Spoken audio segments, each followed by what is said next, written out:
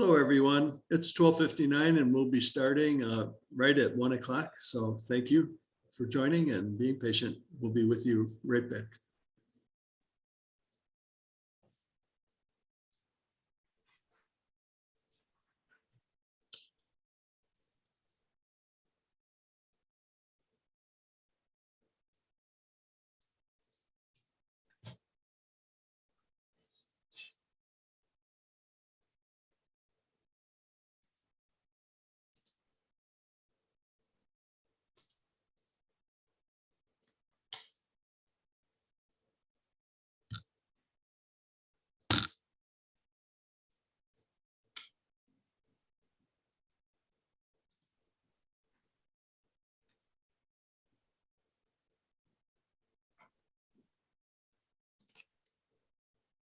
All right, let's get started. Hello, everyone, and welcome to this GovInvest webinar, Planning for a Post-Pandemic Workforce Recruiting and Retention.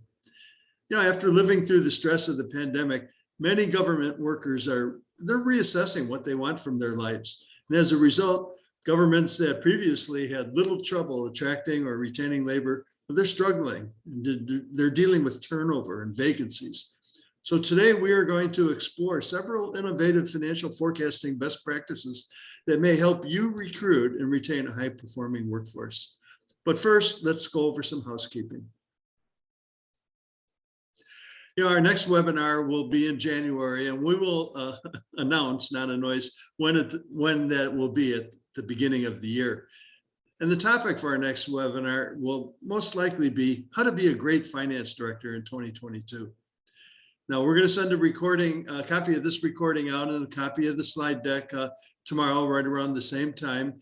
And if you have any questions during this webinar, we want this to be interactive. So please use the chat feature or the Q&A feature in the Zoom application.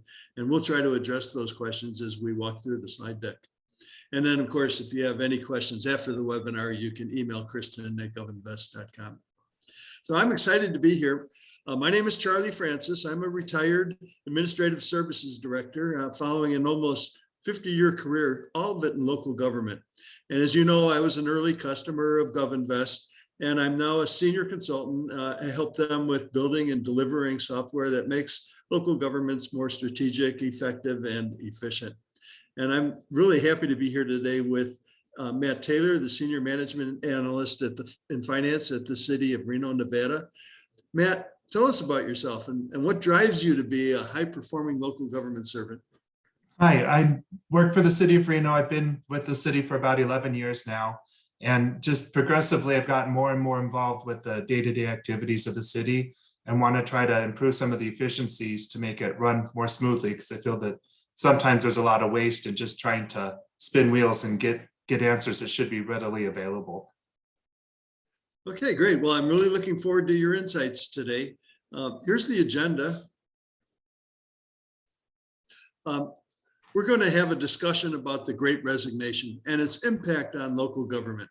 How will this affect our labor negotiations? And will our local government compensation packages be restructured for a new workforce? We want you to participate. And as I said earlier, so besides the many survey questions that we have today, please use the chat and/or the Q&A function to pepper us with questions. Share your ideas and share with us any best practices that you are using to recruit and retain your employees. So Matt, you ready to jump right into this? Sure. Okay. So let's start with this definition of what is the Great Resignation. I mean, I'm just baffled. Is everyone just quitting their jobs and staying home? I mean, how do they pay rent or mortgages? How do they feed themselves? So it seems like everyone's just leaving and there's not a whole lot. No one's coming back. I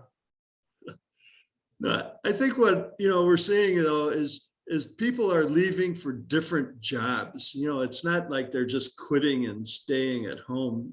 Sometimes I get that idea from the newspaper. I mean, what are you finding? Are you finding that people are just quitting their jobs and staying at home? I mean, we're seeing a lot in our area is that people are really just shifting from job to job in the same, between the same cities. We have a sister city, Sparks, and there's a lot of just transferring between Reno and Sparks back and forth. because I think they either get tired of their manager or the culture of an organization, and they think that it's going to be better on the other side. So they switch over for more money or for another opportunity. I've seen a lot of lateral moves, which would suggest that that's the case of just management issues or culture issues. But I've also seen some people move over for higher level opportunities to be able to get experience so they can move up. You know, when people leave the organization, I mean, not only does that hurt the organization, but you know, it makes matters worse, right? Because the more people quit, the harder life gets for those people who remain on the job, right? And when they're remaining on the job and they're continually experiencing frustration, well, then they're going to leave. I mean, I actually saw this play out in one city in California where no one in the finance department was a full-time employee. They were all part-time employees. So, you know, the more people quit, harder it gets. This is an emergency. And so we just want to share with you why people are resigning in such high numbers. You know, first of all, there's just frustration with laptops, desktops, networks, and systems that don't work well. What do you do when technology doesn't work? How do you get your work done? I mean, did you run into any of those problems in Reno when people were working at home and remote working? When we first got sent home for the pandemic, it was hard to get enough laptops for everyone to be able to use them. So a lot of people were using their own laptops. And I had that experience myself where the laptop I had worked great for at-home use, but when I was trying to run spreadsheets on it, it didn't work very well at all. So I ended up having to buy myself a new laptop. And then a few months after that, the city ended up buying laptops or whatever equipment we needed. And it wasn't that the city wasn't willing to buy the equipment. It was that everything was on such a big back order that we couldn't get it fast enough. And the IT had a limited number of staff to be able to check everything out because we wanted to keep our controls in place, that we knew who had what equipment in case they left. We knew what to expect to get back from them. So one of the biggest problems was just logistics, getting it back and forth and how to pick it up. And also at the beginning of the pandemic, we were really restricted to the amount of time that we could go into the office. Our finance director was only limiting it to one person in the office at a time. The finance department's on an entire floor at City Hall, and it's 6,600 square feet, but we were only allowed to have one person in that department at any one time. So there's a lot of scheduling issues to get people in and out. And when we first got sent home, we didn't have the workflow process to be able to complete everything from home. Some of us had to go into the office to sign stuff. And eventually we're able to change some of our policies and procedures to make it easier to work from home. So we didn't have as much issues. Yeah, you know, government is, it's so hard to make changes in government. I mean, it's almost like designed not to have rapid change. And that kind of leaves people thinking that they don't have any control. You know, how the work gets done, they're blocked from having their say in things, and the remote work made collaboration all that much more difficult. There's this toxic mix of low pay, high workloads, and a broader lack of recognition. You know, this observation came from about employees in the public sector. I got this from a source from the Trades Union Congress, that this is how people in the public sector are feeling. And, you know, this work-life balance, commute less, spend more time with family. You know, people are looking for other employers that will give them that work-life balance. And then government is generally inflexible. There's lack of training opportunities, and many are quitting, just like we said before. You know, they're just exhausted, and the departure of other people just makes it worse. So what are some of the things that we can do? These reasons aren't surprising. They typically have one thing in common. There's a lot of technology and culture at play here. So here's just some key takeaways I wanted to share with our audience today, and just jump in here with what, you know, anything you want to add to this. But you know, in general, when we are going through training, you know, our employees now need a career roadmap. They want to know where they're going. They want to be guided on a career path. And I don't know, you finding that that you're This that year with Reno? there's lots of, our staff is 25 people, and typically it's the same 3 or 4 people that get sent to training opportunities like GFOA or CSMFO in California. And this year they opened it up, and everyone was allowed to apply and give a reason why they wanted to go and what they're hoping to get out of the experience. And they opened it up, instead of the same 3 or 4 people going, now there's 9 people going. And that seemed to help morale a whole lot, because they get to go and learn new things that our accounting software might do, because we use Tyler New World, and we're going to go to that conference and be able to see what functions do we actually have now that we aren't using, and maybe be able to implement it. It also gives employees the ability to have that ownership of implementing a new function, so they feel a little more responsible for it, and they want to do a better job with it. Uh-huh. Yeah, there's a lot of new artificial intelligence training out there that works a lot better than the kind of typical classroom setting training, that people just get bored at. There's natural connections between employees. There are user-friendly collaboration tools that foster connection and foster culture in the organization. So, we don't want to focus on just getting the work done, but we need to focus on team building and the psychology of each member being a part of the team. When it comes to, there's HR technology out there, but we need to always remember the human touch when it comes to changes in employee status, pay, benefits, supervisors. They have an emotional impact on employees. And when you just send an email out, it kind of takes away some of it. I mean, it just adds to the frustration of not having that human to human contact. It sounds like in Reno, just the idea of opening up the training and everything, you're really focusing on improving the culture to attract employees over there. Yeah, we're doing that. And also just to keep employees, we've been, the communication between the finance director and the staff has been a lot more open. Staff feels they can ask what's going on with this specific problem or with this issue, and they don't get yelled at if it's a sensitive topic. They just get told exactly what's going on and what they could probably expect. Our finance director has been very honest with everything, which I think helps kind of set expectations going forward. Yeah, I saw some organizations implement employee surveillance or monitoring screen activity, mouse movements, time online. Nobody wants Big Brother to be watching, especially when you're in your own home. Mm-hmm. So did you guys do any of the employee surveillance, or are you avoiding it? We didn't do any employee surveillance. We just managers set expectations of what needed to be done. And as long as everyone was meeting those expectations, everything went smoothly and was fine. And if those expectations weren't met, that's when managers started asking, why didn't this get done? Or what do you need help with, is how they approached it. It's not necessarily what did you do wrong, but you might have too much work. What can somebody else help you with? And we really started crossing divisions between payroll and budget and accounting so we could help each other out. And there was a little more cross training between all of it. Yeah. So it really sounds like many of these items on this list is you're implementing there in Reno. Each year a new group of young people enters the workforce and an older group retires. Mm-hmm. And the newest and oftentimes the youngest employees have very different expectations about how their employer behaves. What's the demographics of Reno, and how is it changing there? So just in our finance department, our department tends to be very good. So people stay for a very long time. I've been here for 11 years and I'm still one of the newer people that have been in the finance department. There's been some turnover with our accounts payable positions, just that other opportunities came up. So people left to go do that. But once they get in for a while, people don't tend to leave.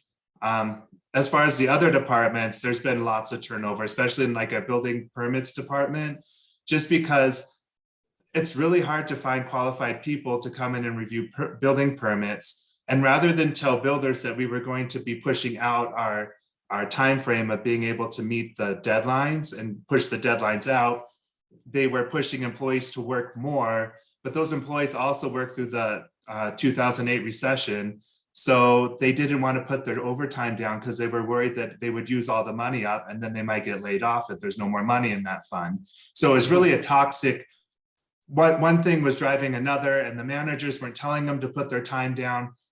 And that's where we saw a lot of movement between Reno and Sparks of people shifting back and forth because they wanted to go somewhere else. And our committee that oversees that department was asking if we should actually pay more for those employees, and we already pay $10,000 to $15,000 more a year than other local governments in the area. So we already pay more, but it's just the work volume is so high and the demand and the expectations were set so high that they couldn't do it. So our city manager had to kind of step in and review the process and say, we need to reset expectations to be more realistic because people are being burned out. Oh, right. Yeah, and let's just go to the bottom of the list, burnout. Mm-hmm. We should make that burnout avoidance top of the list when choosing technology. And I'm gonna give you an example. Just this morning and this past week, I've been working with a big city in California that has like 15 bargaining units. And they've been using Excel spreadsheets, a workbook for each bargaining unit. Within each workbook could be 20 to 40 worksheets. And this is how they're calculating their labor costs, which are very complex. And they do not have one salary schedule. They have like these 15 salary schedules. They never tried to bring them back together. So our technology, the GovInvest labor costing technology, combined with the Power and Power Query, which is a tool within Excel, is able to take many of these workbooks and automate creating a census file for them. It's going to save them maybe a month or 2 months worth of staff time in creating, budgets and creating scenario packages for their negotiations. So, what does that do? That doesn't mean we're replacing people. What we're doing is freeing up people to add value to work rather than just doing those repetitive tasks that they were doing before. So let's move on to this next slide. Is local government immune to the Great Resignation? And I think what we're hearing, what we've talked about so far is we're not immune to it. This is affecting us. It's affecting us now. So yeah, every day we're seeing more jobs open up on our city website just because someone's left.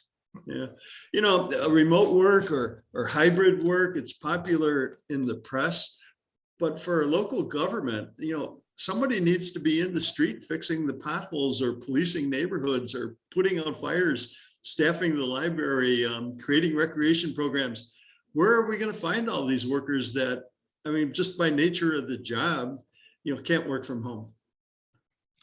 That's been something we've had problems with. And I think we've extended a lot of our advertising for positions into other parts of the country. I know we've gotten some new business license people that moved to Reno from like Iowa and Ohio, just because the opportunity was there. Oh, so it's possible then that there are some jobs that are so attractive that people would relocate to come to. And our job as HR people is to attract them. Okay, let's get ready for some audience participation. We're going to have a survey. I'm going to launch a poll, and the poll is basically, what positions are you having the most difficulty in attracting and or retaining qualified candidates? And this is a multiple choice. You can choose one or as many of the job categories that you want. So audience, please participate. Okay, we're getting all of the above, some public safety, some finance, especially hard to find good finance people nowadays. We're having a problem with a lot of people retiring and trying to fill in all of that knowledge that they've just known because they've been here for 20 years. Right. So as we're waiting for this, what kind of succession planning has Reno done to transfer that institutional knowledge? I can, like, for the finance department, our accounting manager is going to retire in December, and she let us know in June that she was doing one more financial audit and then she was going to be out and moving to Texas. So in those 6 months, our finance director had myself and another, the accountant, sit down with her to say, what do you do every time or each month that you process? What paperwork do you do? What when you get a check in and you log it somewhere, why do you do it that way? So we've been trying to learn some of that historical knowledge about why things are done that way, and then not necessarily change it, but start looking at ways to do things more efficient or better. Yeah, cool. So let's share the results of this. We're saying that public safety is pretty high up there, and then comes finance, parks and recreation. And we had a couple of people say all of the above were, that they're having difficulty in filling these positions. So I'm going to stop sharing now and come back to the next slide. Matt, tell us about some of the solutions here on uploading peer data, creating multiple peer comparisons, and leveraging that data to create a competitive benefits package. So what we did, especially for our public safety with police and fire, is we had an outside consultant go through and tell us, we told them who our peer companies would be or our peer cities would be, and they went through and collected all of the pay and benefits for each position. And then I went through with GovInvest and looked at what our current costing is for each position to determine what's the average cost of a firefighter or what's the average cost of a police officer 1, 2, and 3. And then kind of to try to compare apples to apples, go through and look at some of the benefits that are there. Most places offer longevity pay, but not everyone has like the a 457 match for their retirement.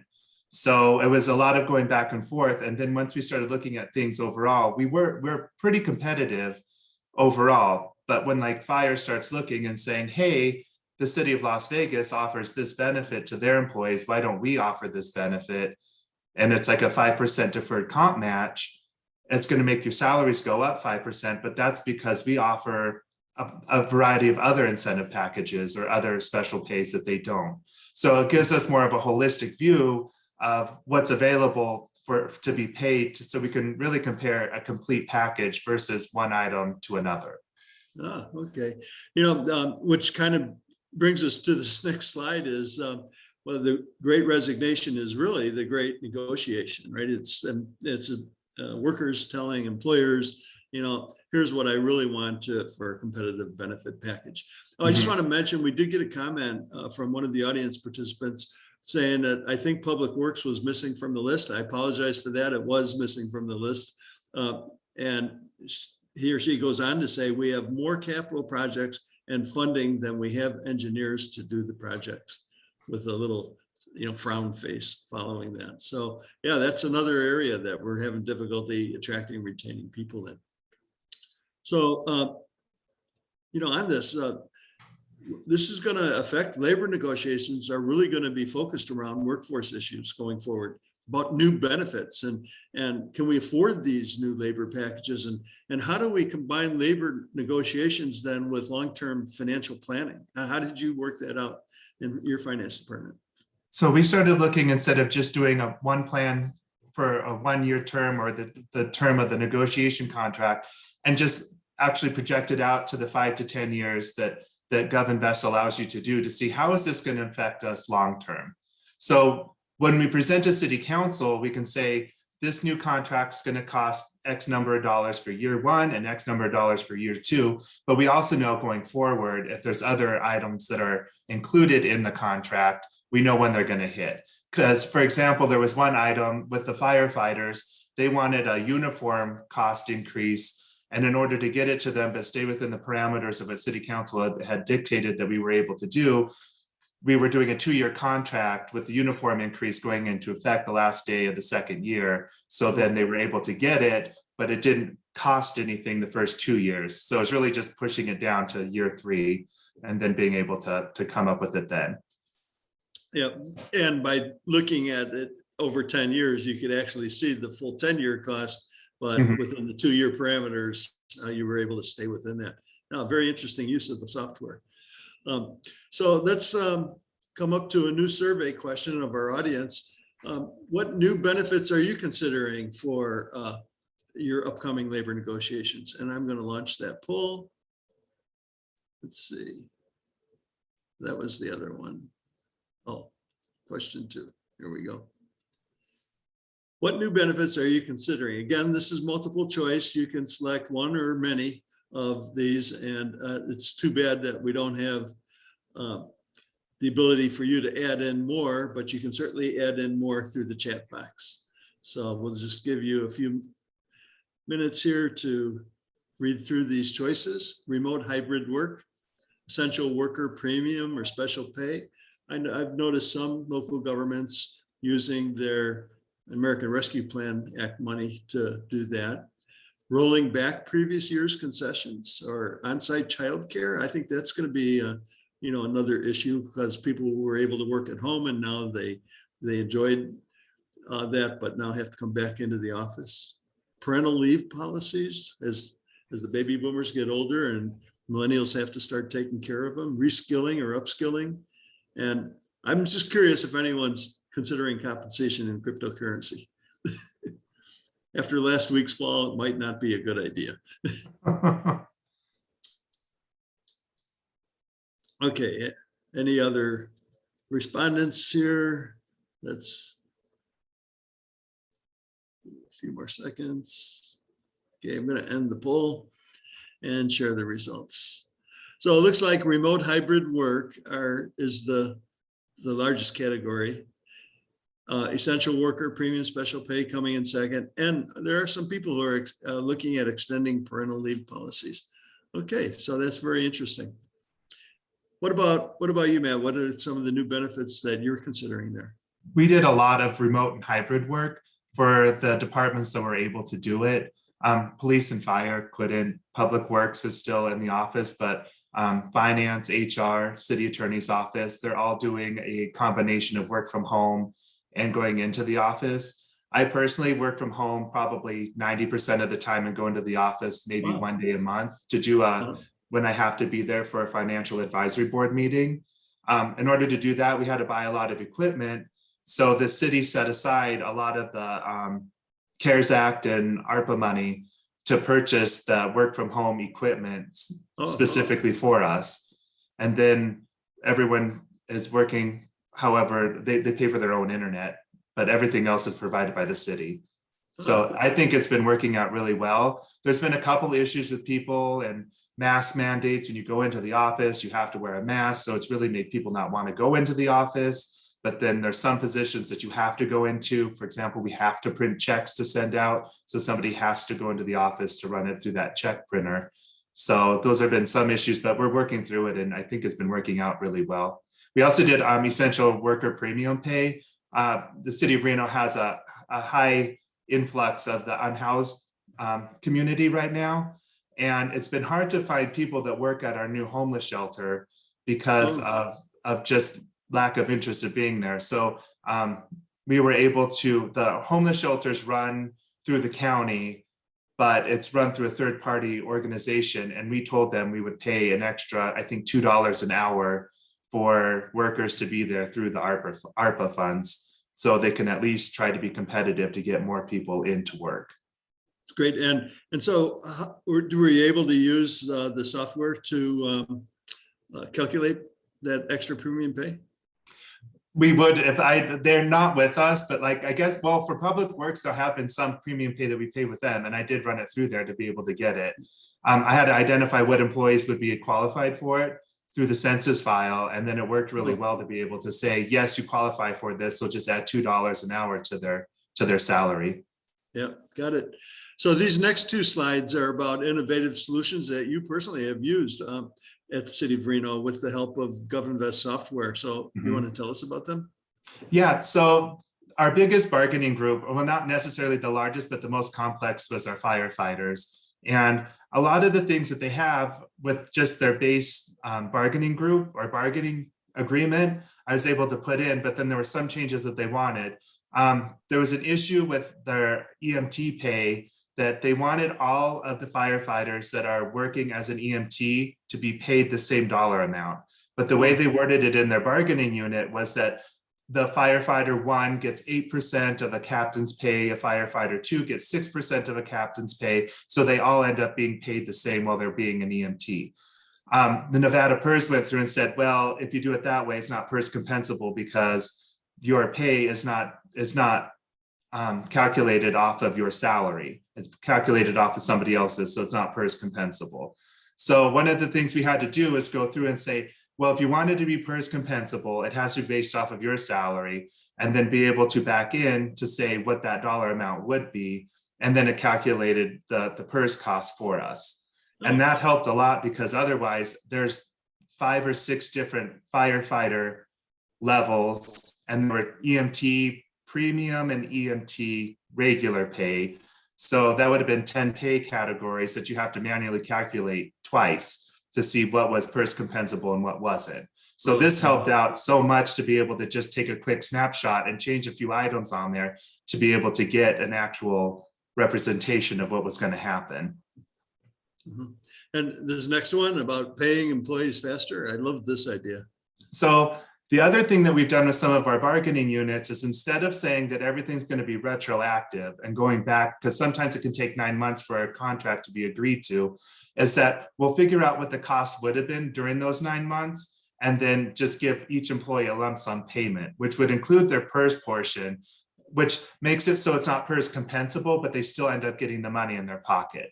There are a lot of employees that ended up liking this because they had more money right away and they got it faster, versus having to wait for payroll to go through and backdate everything for 9 months. Right now, we're doing our local 39. They're going back almost 2 years to do it, and it's expected to take 3 months. And they did a portion of it as a lump sum, but then a portion of it is being retroactive as well. So it really helped out with a lot of to expedite the payments. One other thing that we did is, when we were looking at our fire contract, is we were saying, this is taking a lot more work than we expected it to take. And if you want us to continue doing all of these things, we're going to need another payroll technician to be hired that's going to be dedicated to fire employees. And we included it in the bargaining unit as part of the cost that went to city council to be approved. And that was how we were able to get another employee in our payroll department. And it was all done at the same time when they approved the contract, versus having to take another position request to city council. So it kind of streamlined everything, and we were able to tie it directly to one of the bargaining units. Oh, cool. All right. Were you going to want to demo any of that with the software, or are you going to say? Yeah, I can show you real quick. Let me. Okay. Screen. So this is our fire contract and how we set it up with all the different cost categories that we have. So, Matt, I'm going to interrupt you. We're seeing your flower on your screen. Oh, wrong screen.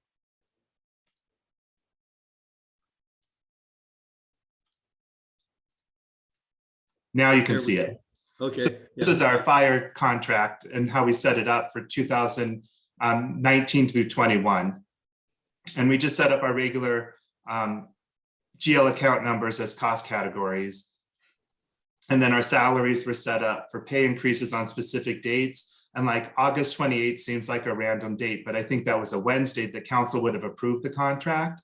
So they wanted to know, if we approve it as of a specific date, what would happen? And then some of the other ones, I had 5 or 6 different options for council dates when they were going to go through and approve it, to see how it would impact each one. So, and we had one longevity pay, and our pensions are all the same for all public safety. But once you get down to the other pays is when it started getting a little dicey, because we had 56 other pays that we had to enter in order to calculate their pays. And here we can see like the EMTI, or an EMT pay for a captain is by dollar versus by percentage of the captain. And the same thing for an operator or an inspector. So it was really nice though, because once I could set up one of the pays, I could copy and paste it over to all the other ones and just have a separate column to identify in our census file who it applied to. So it made it go really quick. It seems like a lot of work, but once you get one of them set up, it went relatively easy. So, and the same thing for overtime. But then the real nice part is when you go into the workspace, I can see all of the different scenarios that we went through and put in. Oh, look at that. Wow. So our different, our bargaining group, they wanted to know, what is this going to cost? So one of the firefighters had said they wanted to do a 3-year contract with an 8% pay increase in year 1 and 5% in year 2 and 3. So I was able to go through and show them this one specific item, this is what it's going to cost. It was hard because a lot of the things are compounding on top of each other. So if you do a pay increase on your salary, it's also going to increase your EMT pay that's based off of a percentage of your salary. But our negotiating team wanted to be able to split it out as much as they could by line item, so they could say this one thing is going to cost this much. So this is what I was able to do, and do each item separately, and then do a complete overall comprehensive example of what it would be for everything. I didn't name that one very well. So, but you can see there's a lot of different examples. So what we ended up being able to do is export it into Excel and then summarize it into pivot tables to be able to say this Article 15 clothing allowance for the first year is going to end up costing $183,000. Article 22 for retirement deferred compensation is going to cost us $1.2 million. So then we can come down and see the total increase is going to be 7.6 million. And I think I have an error with this because it's not a 1,026% increase. Right. But if you come over here in year 1, it ended up being a 15% increase overall with all what they wanted to add to their contract in year 1. In year 2 was almost a 20% increase, and in year 3 was a 26% increase from baseline. So it really gave us a good example of how much everything was going to be. And I sat down with the fire department, so they had a clear understanding of how everything was calculated. Because in prior years, there had been a lot of contention between the negotiating group and the fire union, because nobody believed anybody else on how the calculations were being done. But I could sit down and show them firefighter 1 gets paid this much this year, and they would have to agree because they're sitting in the room and they know what they get paid. And I could show them, if you go through and do this, this is what you'll get paid. And it ends up being a 25% increase in year 3. So it worked out really good.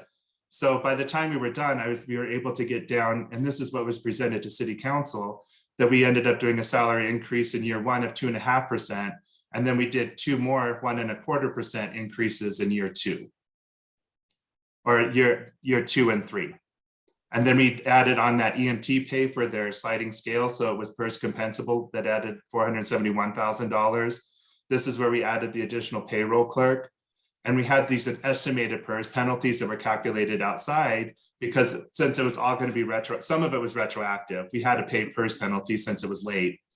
And then now you can see this going forward is the uniform allowance that got added into the end of year 2. So there's no cost there, but we added it in going forward. So it made it real clean and easy for everybody to see what the overall costs were going to be. And it's a big difference between $949,000 and the $7 million that they had been asking. Yeah, very nice. Okay, thanks for sharing that with us. I'll come back to our PowerPoint now and ask the question. I thought I was hearing workers are really looking for meaningful work, but when we talked earlier, I think you're saying what they're really looking for is more money. Working with negotiations, that's what it seems like. They want more money or more time off. Yeah. I've often thought that forget all the benefits, just give me the total compensation package and I'd be happy. Have you ever heard that come across the bargaining table? No, they always go down to the itemized each thing, because you would think that they'd want the whole bargaining package since it's going to affect everybody, but they end up going down to look at individual items that only impact them. Some of it was like one of the fire groups, they wanted an extra a paid lunch hour that was really only going to impact 4 or 5 people out of 300. So it was weird that they were fighting that much for it, but they fought for it. And it was such a de minimis amount that we ended up giving in to them. Yeah. Okay, well, let's go into some more survey questions now. We need to create organizations that are planning for a new workforce. And that means having a workforce strategy that takes leadership and workplace culture. And in order to get there, we have to change, right? Change is tough. Change management has to be put into our strategy to attract and retain employees. So finally, high performing talent is centered around diversity and equity and inclusion. So, but we're going to take a minute, run through these really fast with our audience, to ask you to rate your organization on its ability to execute on the following objectives as they relate to an aligned and an empowered workforce. And those 5 categories are workforce strategy, organization design and governance, leadership and culture, change management, and talent strategy and capability. So let's start. Okay. The organization has a workforce. Let's see, let's launch this poll. Launch. So does your organization have a workforce strategy that delivers against your organizational strategy? It informs individuals and teams' goals. So why don't you rate yourselves on a scale of 1 to 5, with 5 being definitely and 1 not so much. Yes, ask the audience to jump in here.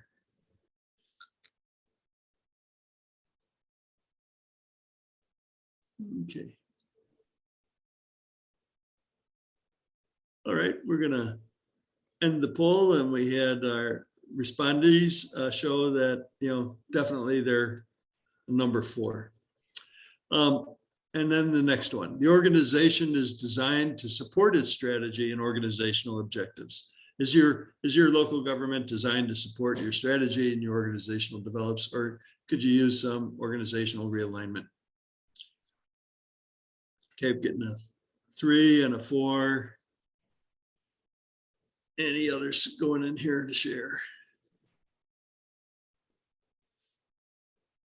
Okay, we'll end the poll, share the results. So evenly split between 3 and 4. Stop sharing. Let's go to question 5. How about your leaders, your local government, city manager, HR directives? Are you creating a positive in your city councils, right?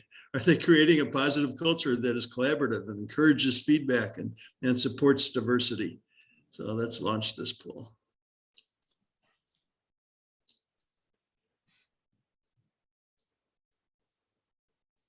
Okay. All right, we'll end the. Okay, we have 1 3 and a couple of 4s. Share those results. How would you say your organization is doing on these so far? I would say, especially on this last question, that we're probably around a 3. If you watch our city council meetings, there's lots of fighting. Sometimes it ends up being like a telenovela.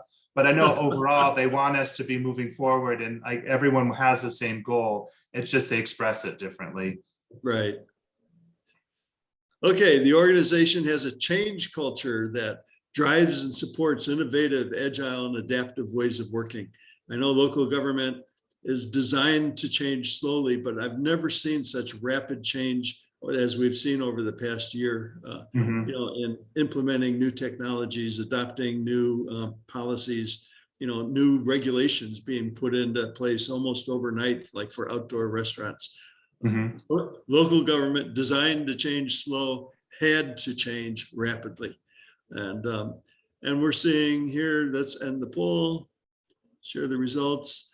We've got a couple that doesn't really have a change culture, but a couple that definitely do. Sounds like Reno has a change culture.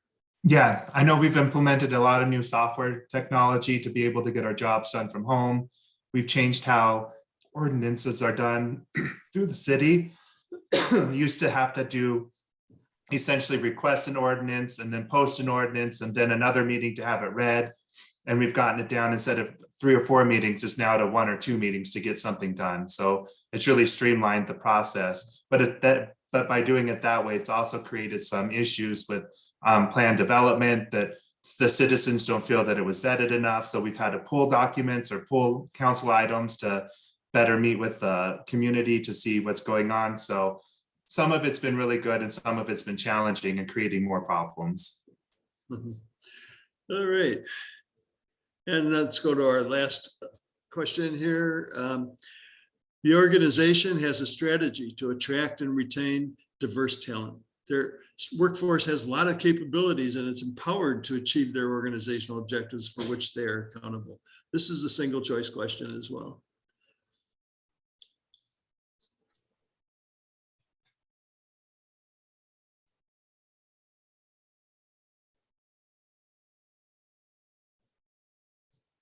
Right. And share the results. So it looks like strategy on attracting and retaining employees is something that needs to be developed in a lot of our organizations. So I'll stop sharing. All right. Well, that's where one more solution in action here. Talk to us about your fire unit bargaining process. So previously, it was all the bargaining unit for the state of Nevada. It's all done in a silo. None of it's done public, and none of the information can be released publicly. But it was all done between the bargaining unit and the city's negotiating team would just meet, and then they'd go their own ways. This year, or this last time, there's a lot of collaboration on what do you want versus what are you going to get. And there's a lot of language changes in the contract to be able to clean up some of the issues that they had with management, having the authority to make changes or to enforce rules that were in the contract. So, and using GovInvest to be able to sit down and show the bargaining unit, we're not lying when we come up with the numbers that we're presenting to you. This is really how they are. They hired their own CPA to be able to go through and recalculate the numbers. So I exported the entire file out to him in an Excel format and gave it to him so he could go through and say, yes, this ticks and ties and everything goes through it. I think they may have been a little overwhelmed because the file ended up being like 20,000 lines long of calculations, but everything was there. We were trying to be open and honest. And the other thing was that they allowed me to work directly with the bargaining units to say that they could tell me what they wanted and I could tell them immediately what the cost was going to be. So it was more open communication, really solved a lot of the problems.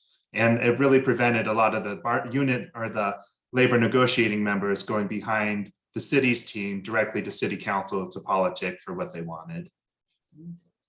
Oh, thanks for sharing that. So let's just look at some takeaways from today's conversation, Matt.